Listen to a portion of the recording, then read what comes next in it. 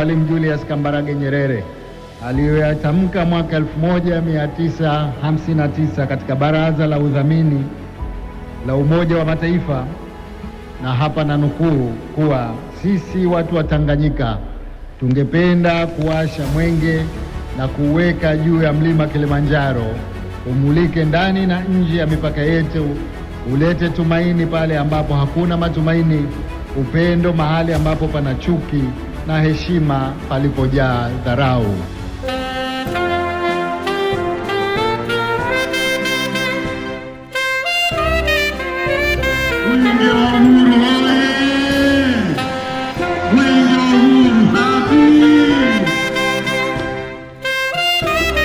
Nilipopokea mwenge wa uhuru,